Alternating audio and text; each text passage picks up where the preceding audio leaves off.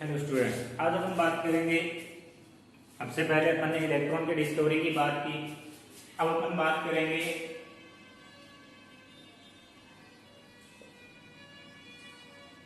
Charge mass ratio of electron.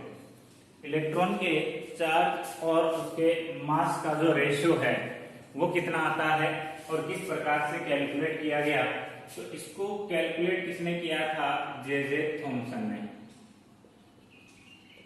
J Thomson, क्योंकि electron का जो इलेक्ट्रॉन की डिस्कवरी है उसमें नाम किसका आता है? जे थॉमसन का ही आता है। क्यों आता है? जबकि माइकल फैराडे ने सारी बातें बताई थी। उसके पीछे रीजन यही है क्योंकि जे थॉमसन के पास दोनों ही वैल्यूज नहीं थी, न तो इलेक्ट्रॉन का चार्ज पता था न उसका मास पता था। फिर भी इसने चार्ज और मास का रेशो कैलकुलेट किया था, एक्सपेरिमेंट से इसने निकाला था। तो क्या एक्सपेरिमेंट जे थॉमसन ने किया था अपन बात करते हैं। अपन ने सबसे पहले कैथोड रेज की बात की थी। किस प्रकार से एक एक्सपेरिमेंट किया गया था डिस्चार्ज ट्यूब के अंदर। अब मैं इसको उल्टा लगा रहा हूं, प्लस माइनस।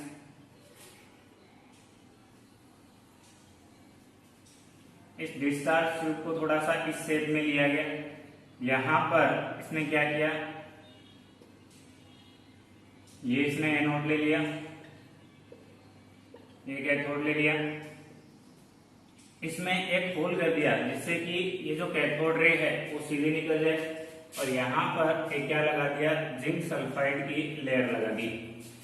अब जैसे यहाँ से कैथोड रेज यानी कि इलेक्ट्रॉन्स निकलेंगे, निकलते वो कहां पर जाएंगे, वो सीधे जाकर के इस ए पॉइंट पर टकराएंगे। और जैसे ये ए पॉइंट पर टकराएंगे वैसे यहाँ पर क्या होगा, ब्राइटनेस क्रिएट होती है। ये बात अपन सबसे पहले वाले वीडियो में पढ़ चुके हैं।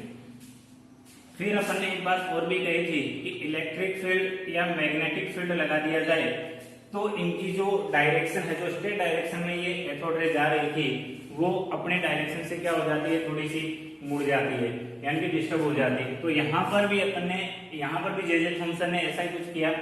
जे थॉमसन ने क्या किया, यहाँ पर एक इलेक्ट्रिक फील्ड लगाया, और ये जो इलेक्ट्रिक फील्ड लगाया था इस प्रकार से लगाया कि इलेक्ट्रिक फील्ड की प्रेजेंस में जो कैथोड रेज है वो किधर मुड़े, ऊपर की ओर मुड़ जाए। और ऊपर की ओर मुड़ने से वो कहां पर आकर के ब्राइटनेस क्रिएट करेगी, पॉइंट बी पर।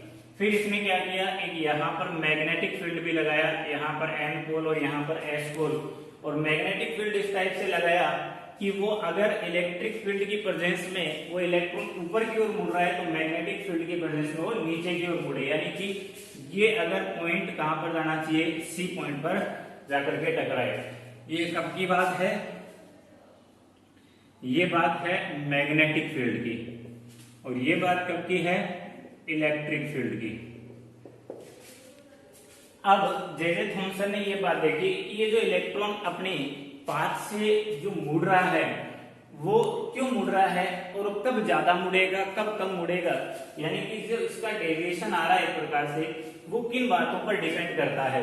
तो वो डिपेंड करता है तीन बातों पर, और वो तीन बातें कौन कौन सी है। पहली बात इसने ये कही कि चार्ज, जो भी पार्टिकल उस पर चार्ज। इसने ये कहा कि अगर इस पार्टिकल पर यानी कि इलेक्ट्रॉन पर चार्ज ज्यादा है तो डेविएशन भी क्या आएगा, ज्यादा आएगा, यानी कि अपने मार्ग को छोड़ करके ज्यादा टेढ़ा हो जाएगा। क्यों ज्यादा टेढ़ा होगा? क्योंकि चार्ज बढ़ेगा तो यहाँ पर लगने वाला इलेक्ट्रॉन फोर्स, जो इलेक्ट्रिक फोर्स है वो भी बढ़ेगा, और इससे क्या होगा कि ये ज्यादा दूर तक मुड़ जाएगा। दूसरी बात इसने ये कही थी मास की, कि अगर मास कम है तो जो ये डेविएशन आ रहा है वो क्या आएगा, कम आएगा। क्योंकि अगर अपन उतना ही फोर्स एक हल्के पार्टिकल पर लगा रहे हैं तो वो ज्यादा मुड़ेगा उसकी बजाय भारी पार्टिकल की, क्योंकि अगर हेवी पार्टिकल होगा तो वो क्या होगा, यहाँ पर कम मुड़ेगा। तो ये बातें दो। और तीसरी जो बात है वो है intensity of electric and magnetic field, कि आप जो इलेक्ट्रिक और मैग्नेटिक फील्ड लगा रहे हैं उनकी इंटेंसिटी क्या है। वो अगर आपने ज्यादा लगाया है तो यहाँ पर डेविएशन भी क्या होगा, ज्यादा आएगा। अगर वो आपने कम लगाया है तो यहाँ पर डेविएशन भी कम आएगा। तो ये तीन बातें हैं जिन पर इलेक्ट्रॉन का ये डेविएशन डिपेंड करता है। अब इसने क्या किया कि जब दोनों फील्ड नहीं लगाए तो पॉइंट ए पर आ रहा था इलेक्ट्रॉन ब्राइटनेस ला रहा था और अब दोनों फील्ड लगा करके इसने इलेक्ट्रिक फील्ड और जे थॉमसन ने इलेक्ट्रिक और मैग्नेटिक फील्ड दोनों को इस प्रकार से बैलेंस किया कि दोनों की प्रेजेंस में ही पार्टिकल वापस वहीं पर, इलेक्ट्रॉन की मूवमेंट वापस वहीं पर हो जहां पर दोनों की एब्सेंस में इलेक्ट्रॉन जा रहा था, यानी कि जहां पर ए पॉइंट पर जा रहा था। और इन दोनों के बेस पर दोनों को कैलकुलेट किया कि कितनी इंटेंसिटी जो है वो लगाई गई थी मैग्नेटिक फील्ड की और इलेक्ट्रिक फील्ड की, और दोनों की इंटेंसिटी से जे थॉमसन ने चार्ज और मास का जो रेशियो था उसको कैलकुलेट किया।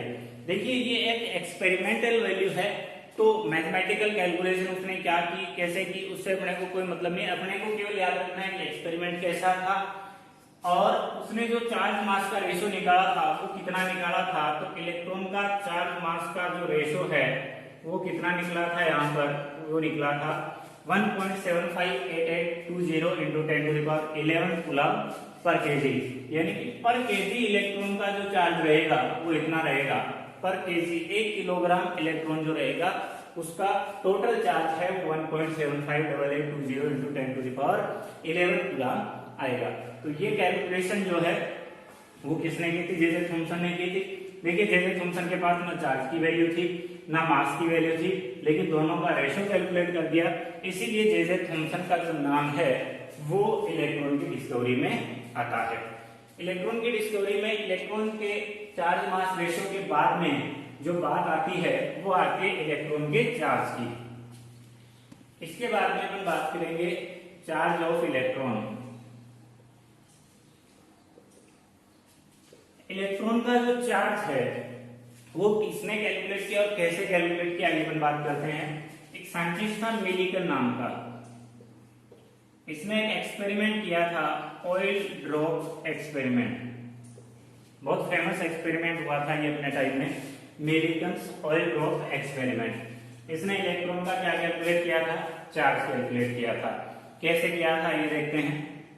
सबसे पहले इसने एक वैक्यूम बॉक्स लिया था, इस बॉक्स के अंदर यहां पर एक क्या लगा दिया था, एटमाइजर।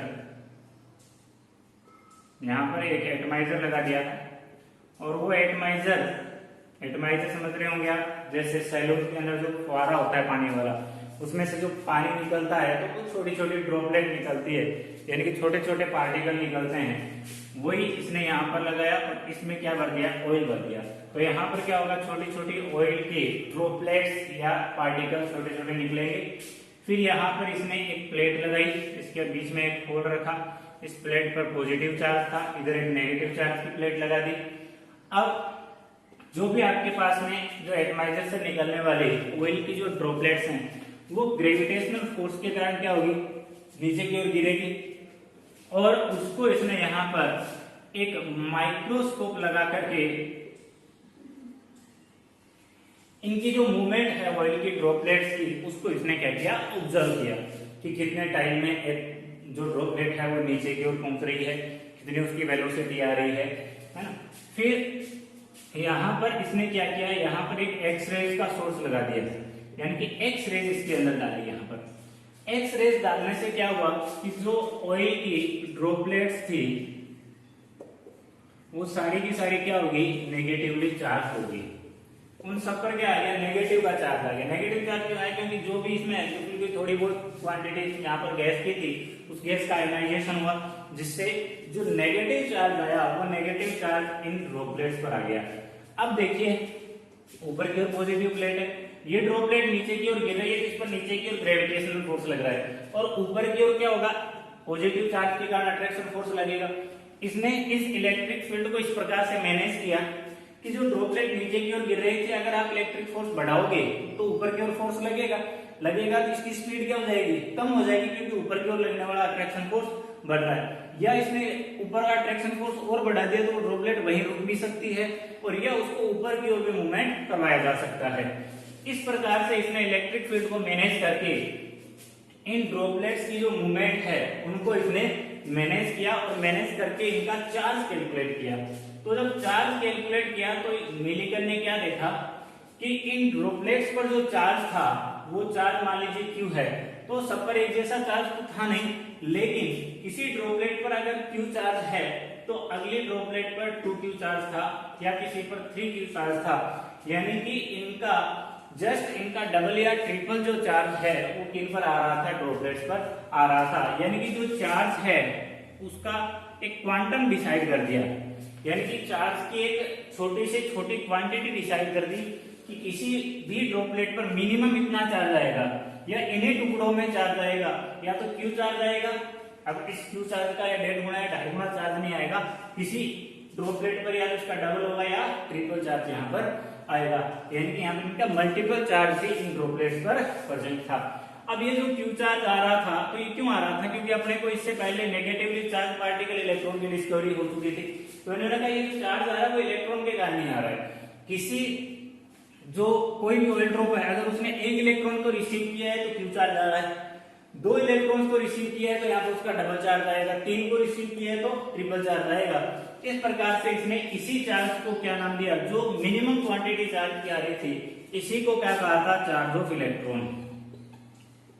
और ये चार्ज इसने कितना कैलकुलेट किया था, वो किया था 1.6022 into 10 to the power -19 coulomb, यानी कि जो मिनिमम चार्ज ऑयल ड्रॉप पर आ रहा था वो मिनिमम चार्ज क्या था, एक इलेक्ट्रॉन का ही चार्ज था। ठीक है, तो इस प्रकार से अपने को इसमें से बस नाम याद रखना है, मिलिकन ऑयल ड्रॉप एक्सपेरिमेंट, और वैल्यू कितनी यहाँ पर कैलकुलेट की थी, तो ये इलेक्ट्रॉन का चार्ज है।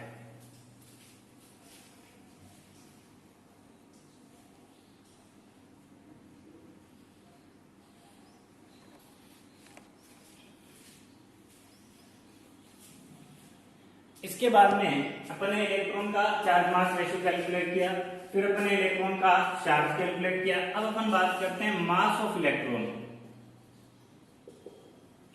इलेक्ट्रॉन का मास कितना है, तो इलेक्ट्रॉन का मास अपने को किसी साइंटिस्ट की जरूरत नहीं, क्योंकि अपने को जो 2 साइंटिस्ट हैं अपनी हेल्प कर चुके हैं। इलेक्ट्रॉन के चार्ज और मास का रेशियो अपन निकाल चुके हैं। चार्ज अपॉन मास कितना आया था, कितना आया था 1.758820 into 10 to the power 11 coulomb पर केजी। और चार्ज अपने को मिलिकन ने बता दिया कितना आया था, कितना आया था, तो अपने चार्ज की वैल्यू याद रखेंगे तो मास कैलकुलेट हो जाएगा अपने पास 1.6022 into 10 to the power -19 coulomb upon mass 1.758820 10 to the power 11 coulomb पर केजी। मास निकालना, मास को इधर ले जाओ, इसको घटे में ले आओ इसके नीचे।